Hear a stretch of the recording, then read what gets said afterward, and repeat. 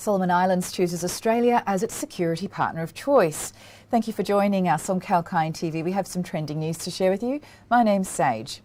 News of the Solomon Islands military deal with China had raised more than just the eyebrows of the neighbouring Western countries, with China's potential to increase its military presence in the Pacific being categorised as a high risk, especially due to the agreement using language that permitted commandeering from the Chinese military to make ship visits. It was reported by The Guardian.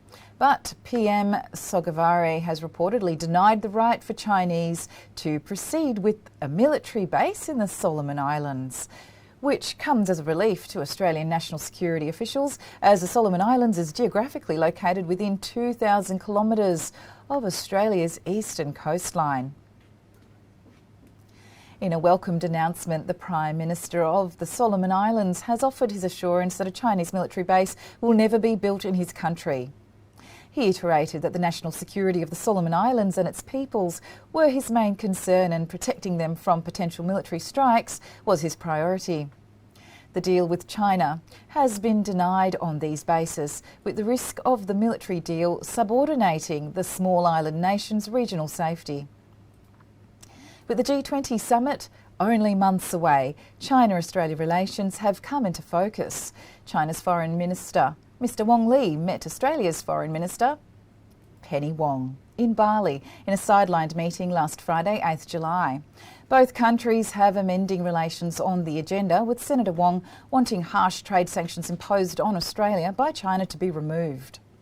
China's Foreign Minister Mr Wong Li was quoted saying, "The root cause of the difficulties in Chinese and Australian relations in recent years lies in the insistence of previous Australian governments to treat China as an opponent and even a threat." It was reported by the Shepparton News. Senator Wong of Australia was quoted saying in reply, "We both recognised it as a first step for both our nations."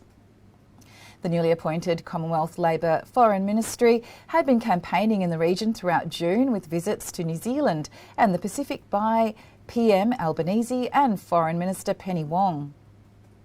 Senator Wong, in a media statement, explained it had been her third visit to the Pacific since being sworn in as a federal cabinet member in May 2022. With the decision made last week to allow the Aboriginal flag to remain flying over Sydney Harbour Bridge even after the completion of NIDOC Week, it is obvious that the current government have amending relations with Indigenous populations high on the agenda.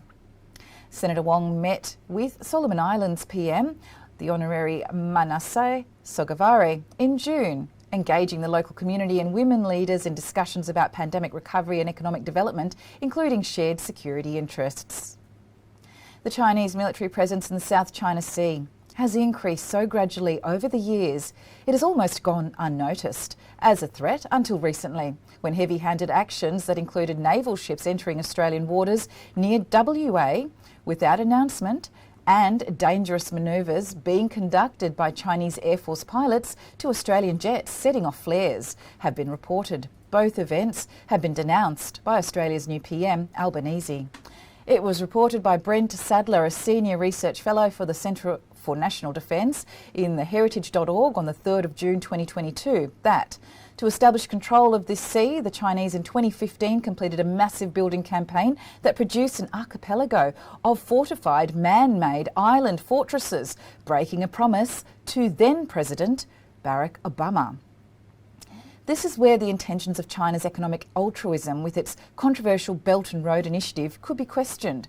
Will the mounting debt that the smaller island nations like the Solomons become so heavy that they are encumbered by China if they allow more intervention?